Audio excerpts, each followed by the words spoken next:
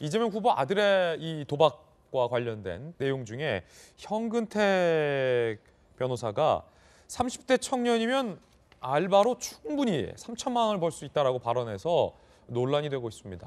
아르바이트로 3천만 원을 벌 수 있다. 이야기 들어보시죠.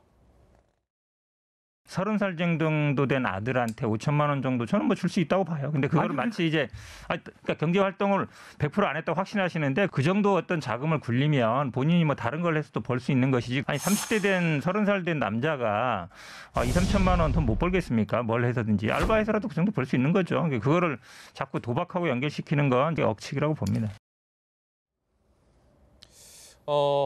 청년이면 30대 청년이면 알바로 3천만 원을 벌 수 있다라는 이 발언. 정의당이 비판을 했는데 청년을 우롱하는 행태다라는 겁니다. 들어보시죠. 통계청에 의하면 청년들이 취업해서 받는 첫 월급이 200만 원 이하인 경우가 73.3%입니다. 3천만 원을 받지 못하면 비정상적이라니요. 이것이 이재명 후보가 인식하고 있는 청년들의 현실입니까? 현근택 대변인은 청년들의 현실을 모르는 것을 넘어 우롱하는 행태입니다. 자, 이재명 기자.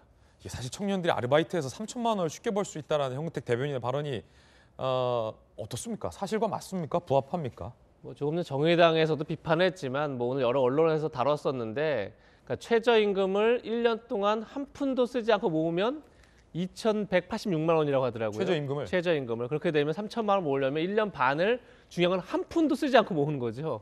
사실은 뭐 3천만 원을 모은다는 게 청년들한테 간단하고 쉬운 일은 분명 아닐 겁니다. 그런 점에서 뭐 저 발언 자체를 두고 이제 뭐 그러고 나니까 누리꾼들도 그런 좋은 알바 자리 있으면 나 좀 소개해달라 뭐 이런 글도 올리고 그러다 보니까 이제 청년들의 상대적 박탈감을 오히려 건드린 이제 그런 꼴이 됐는데 사실 뭐 저 발언 자체는 어떻게 보면 뭐 국민의힘이나 야당이나 언론에서 과연 그 도박 자금의 출처가 어디냐 그걸 정확하게 밝혀라 여기서 출발한 거 아니겠습니까? 그러니까 뭐 저 3천만 원 모을 수 있느냐 없느냐가 중요한 게 아니라 중요한 건 어쨌든 간에 지금 상습 도박 의혹을 받고 있습니다. 이재명 후보의 아들이. 그런 점에서 과연 그럼 그 도박 자금의 출처가 어디냐 이걸 밝히면 되는 거죠. 예.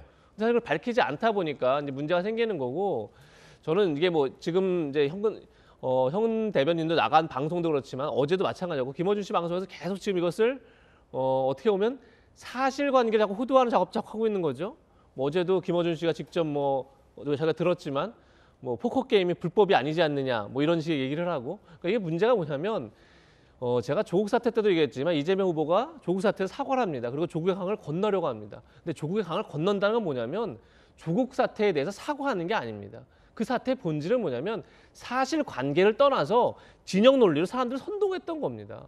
이번도 마찬가지로 사실관계를 밝히면 그만인 겁니다. 자꾸 사실관계를 호도하려고 하거나 혹은 뭐 이거 뭐 불법이 아니라거나 혹은 뭐 작은 문제가 있으면 작은 걸 밝히면 그만인 건데 그거에 대해서 뭐 얼마든지 벌 수 있는 거 아니냐라는 식으로 뭔가 본질을 흐리려고 하는 시도들이 결국은 자꾸 논란을 키우고 있는 거다. 그런 점에서 민주당도 이 문제를 빨리 대응하는 거는 정확한 사실을 밝히는 거다. 이런 말씀을 꼭 드리고 싶습니다. 결과적으로 이제 현근택 변호사가 이재명 후보의 이 아들 의혹을 두둔하려다 일종의 망언을 한 셈이 된 건데 청년들이 아르바이트로 3천만 원 정도 쉽게 벌 수 있다. 뭐 사실과 다른 이야기죠.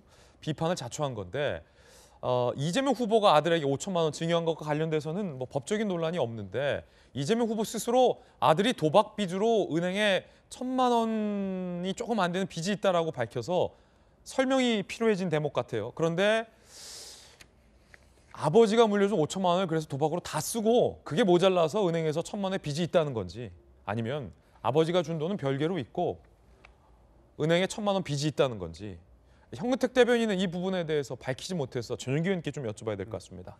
저도 이 부분에 대해서는 정확하게 확인된 바는 없는데요. 사실 공식적으로 신고된 증여 속에서 이런 돈들이 아들한테 가 있었던 거고 현근택 대변인께서 말씀하신 부분에 대해서는 사실 국민들이 납득하는 과정 속에서 상처를 또 누군가가 입었다면 적절치 않다라는 것은 명확한 것이고요. 사실 더 할 말은 없습니다만 잘못한 것은 이제 잘못한 것대로 처벌을 받아야 되는 것이 상식적이라고 생각을 하고 진영 논리에 빠져서 하면 안 된다는 우리 이재명 기자의 말씀 저희는 공감을 합니다. 진영 논리에 빠져서 국민들을 설득하려 하거나 혹시나 사실이 아닌 것으로 뭐 이야기하려고 하는 것은 사실 바람직하지 않다 이런 말씀을 드리고 싶습니다. 그렇군요. 자, 김영주 의원님, 네. 사실 이 문제는 굉장히 간단하게 확인이 되는 것 아닙니까? 예컨대 아들이 성매매를 했는지 안 했는지와 관련돼서는 확인할 수 있는 방법이 쉽지만은 않다라는 의견도 있습니다만, 자, 그래서 그 도박에 썼던 돈 누구 돈으로 했고 어떤 돈을 썼느냐, 아버지가 물려준 돈 건드렸냐 안 건드렸냐, 이건 사실 파악하기 쉽지 않습니까? 그래 왜 그런 파악이 안 되고 현금택 대본이 같은 뭐 알바로 3천만 원 쉽게 번다라는 말들이 나오죠? 근데 그 부분도 비슷한 것 같아요.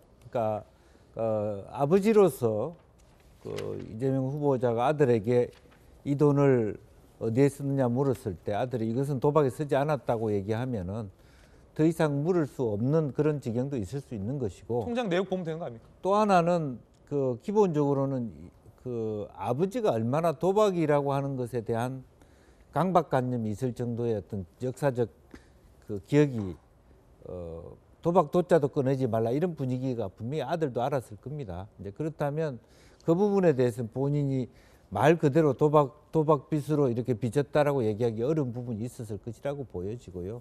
이제 그런 측면에서 물론 끝까지 가서 어차피 이것은 만약 불법 도박이었다면 수사를 해야 되고 그 과정에서 출처 조사도 나올 부분인데 애서 그것을 왜곡하거나 부인할 필요는 없다고 생각이 들고, 지금이라도 어쨌든 있는 그대로 아들 입장에서도 밝힐 거 있으면 밝히고, 또 지금 이 세상이 어떻습니까? 숨기려고 해서 숨겨집니까? 숨겨지지 않기 때문에 최대한 어떤 있는 그대로 적시하는 게 맞다, 저는 그렇게 생각됩니다. 예.